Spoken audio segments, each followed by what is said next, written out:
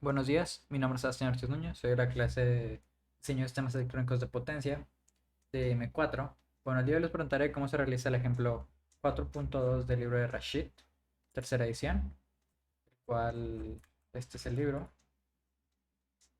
Vamos a ir al ejemplo, es el 4.2.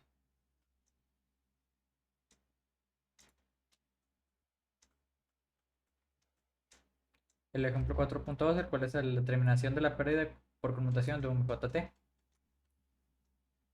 Bueno, primero que nada vamos a realizar su circuito en multisim. Para esto vamos a introducir lo que viene siendo la fuente. En este caso vamos a utilizar dos fuentes.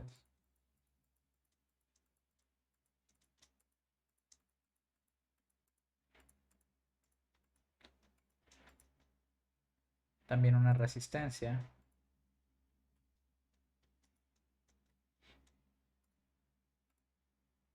Luego que sí, vamos a introducir un transistor.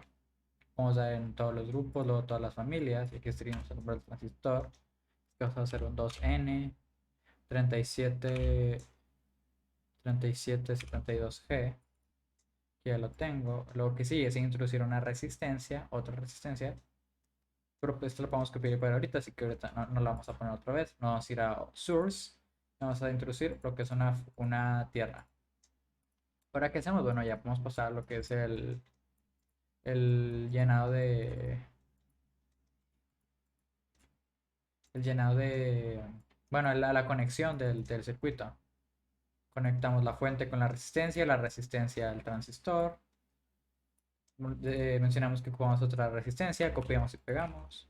Con control C, control V. Aquí conectamos mal. Es aquí a la base. Y luego aquí el colector a esta resistencia. La resistencia a esta otra fuente. Esta fuente va a ir conectada aquí al emisor. Y aquí cerramos el circuito. Y aquí conectamos a tierra. Lo podemos hacer más pequeño.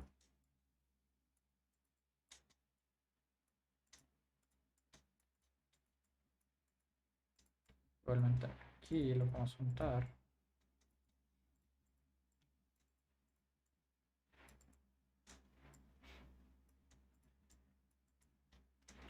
Para que pues ya aquí ya quedaría funcionando el circuito. Lo que vamos a hacer es introducir un multímetro, no, un osciloscopio. Y aquí vamos a medir lo que viene siendo nuestra fuente y lo que pasa en nuestra resistencia. En nada sería correrlo y encender el multímetro y ya estaría funcionando. Bueno, aquí también quedaría hacer unas modificaciones, perdón. Esa resistencia tiene que ser de 0.7514 y esa tiene que ser de 11 ohms. Esta fuente tiene que ser de 10 y esa tiene que ser de 250.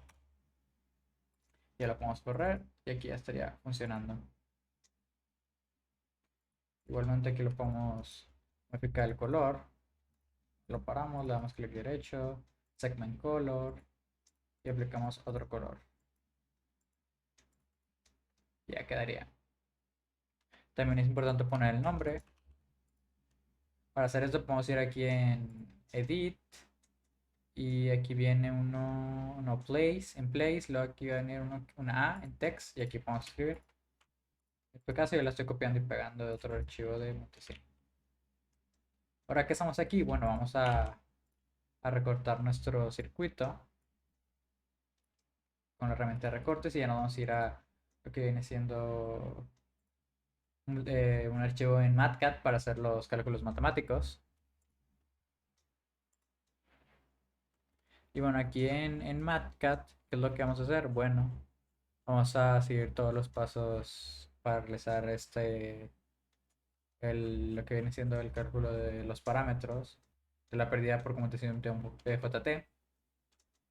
En mi caso ya hice los cálculos antes de realizar este video, así que ahorita los voy a ir explicando paso por paso.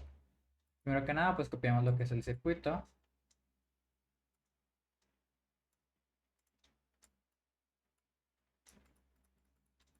Luego control T para poner un cuadro de texto y le ponemos figura 1A. Aquí le ponemos que viene siendo el diagrama del circuito.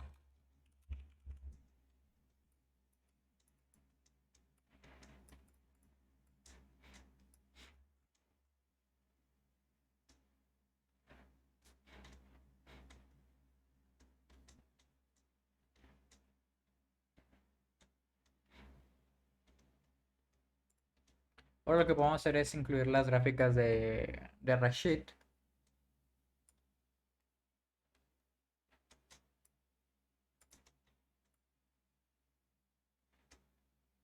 Debido a que en este caso utilizando un apagador y un ciclo de trabajo específico proporcionado por Rashid. Y para hacer esto en Multisim no se puede realizar. Entonces vamos a utilizar lo que viene siendo las gráficas proporcionadas por este autor.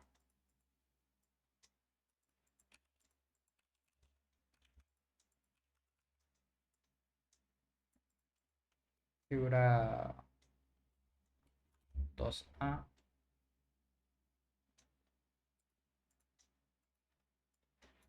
En este caso gráfica, es la gráfica de voltaje contra el tiempo.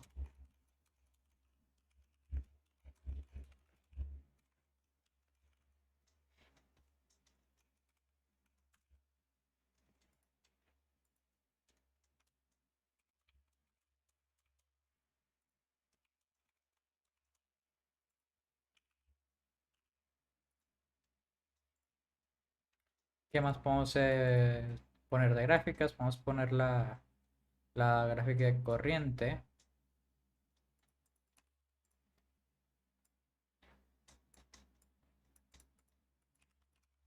este caso sería la figura 3A, gráfica de corriente ICS, ICS contratiempo. Muy bien. Finalmente podemos calcular lo que es la voltaje base emisor en saturación.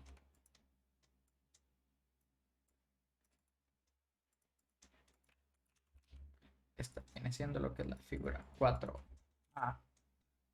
Voltaje de saturación. Voltaje base emisor de saturación.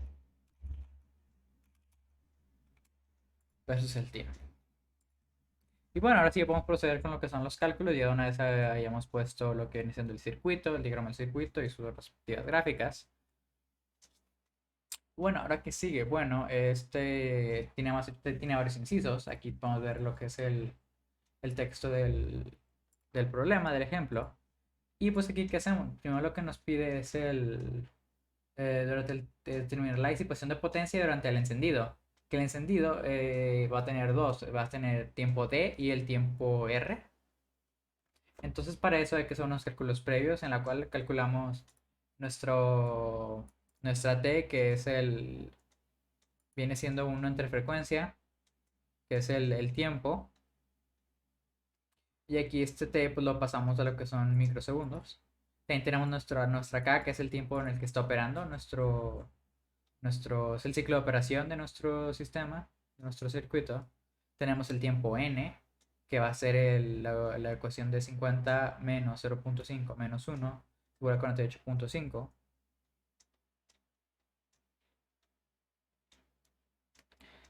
Ese mismo también tenemos el tiempo KT, que es igual a TD más TR más TN es igual a 50, que son tiempos, y esos tiempos los tenemos acá. También vamos a sacar el tiempo inicial, que es 50 menos 5 menos 3 igual a 42. Y también tenemos que sacar lo que es la T1 menos K, que es igual a la suma de estos tiempos, tiempo S, tiempo F y tiempo inicial es igual a 50. Y se movió. Pero bueno, ahora el primer ejercicio nos pide sacar la disipación de potencia en el tiempo de encendido TD más TR. Y para hacer eso hay que hacer dos cálculos, por así decirlo, por separado.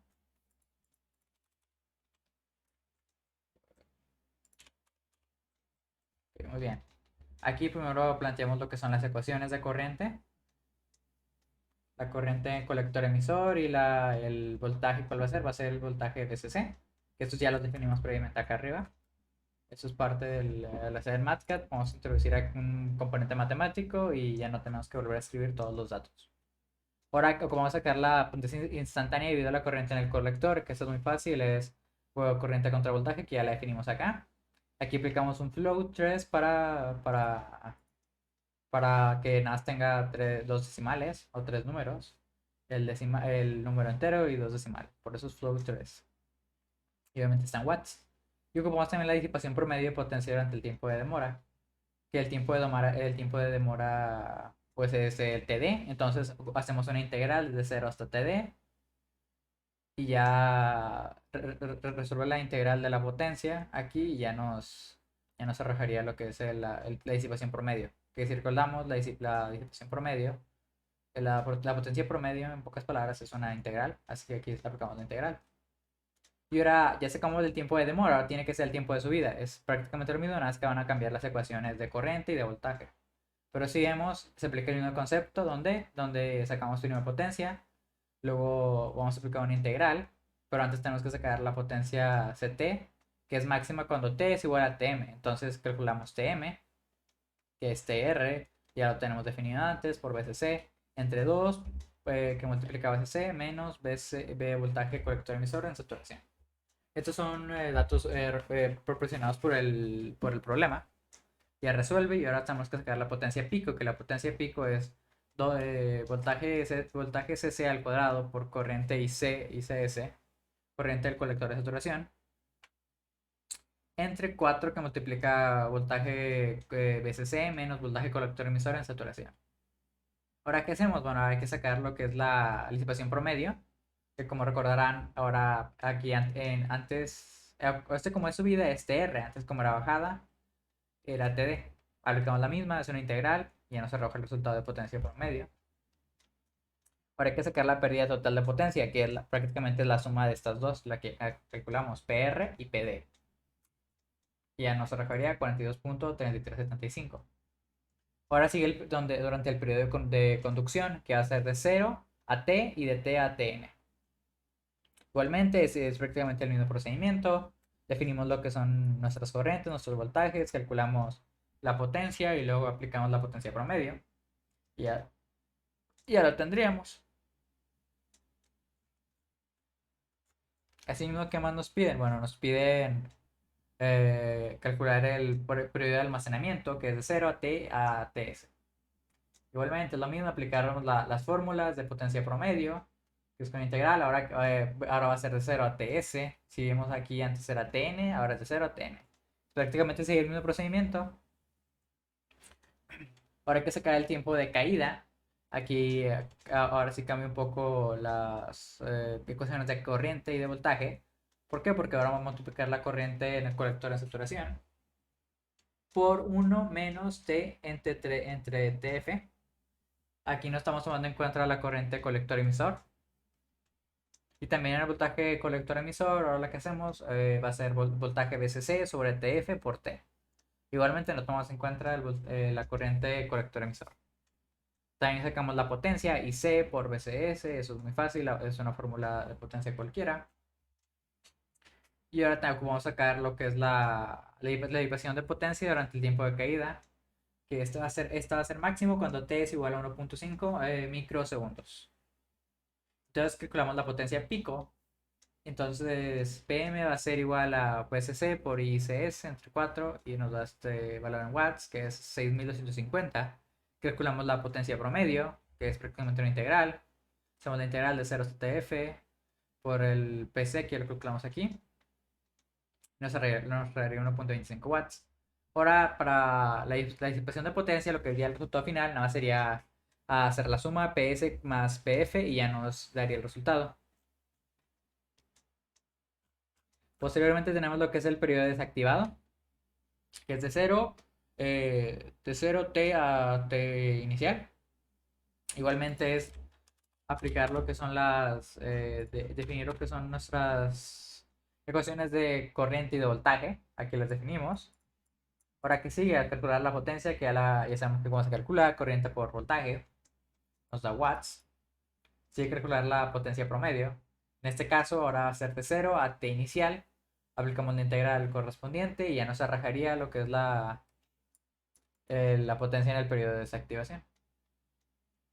Ahora que el último inciso que nos pide la disipación total de potencia en el transistor debido a la corriente del colector. Para hacer esto, en pocas palabras, es juntar todas nuestras potencias que ya calculamos previamente y sumarlas. Y aquí ya las sumamos y nos arrojaría una disipación total de potencia de 274.65 watts. Finalmente, aquí nuestro inciso número F, control T, F, control T, F. Ese inciso nos pide la gráfica de potencia instantánea.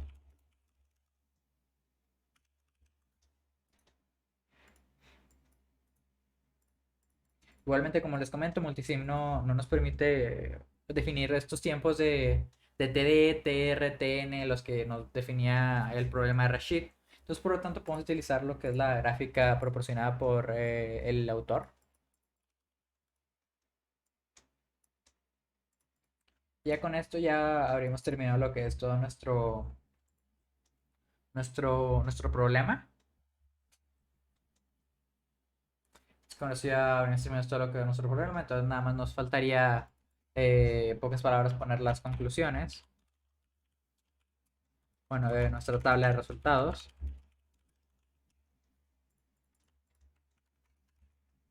Nuestras conclusiones y nuestras referencias. En pocas palabras, nuestra referencia principal va a ser la de Rashid, porque ese fue el autor en el que es el problema.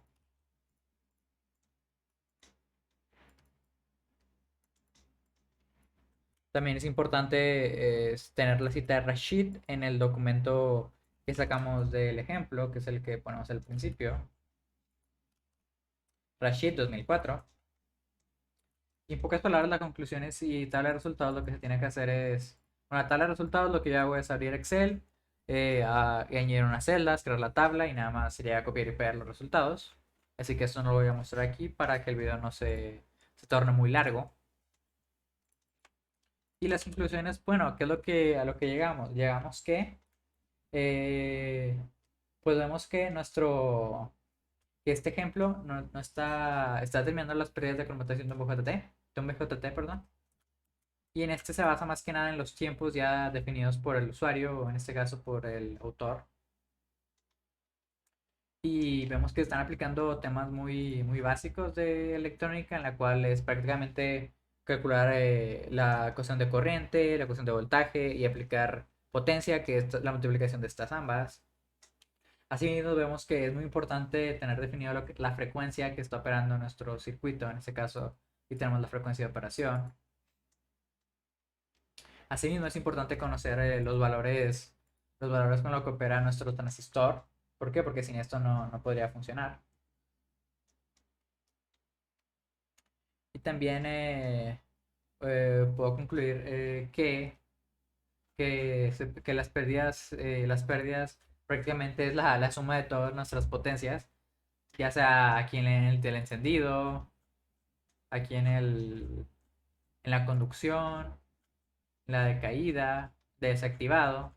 Nada sería la suma de todas estas. ¿Por qué? Porque estamos buscando toda la potencia generada por el transistor. Entonces se tienen que cubrir todos estos aspectos en estos tiempos. Se tiene que la suma de todos estos aspectos. ¿Por qué? Porque es cuando está funcionando todo el ciclo de transistor.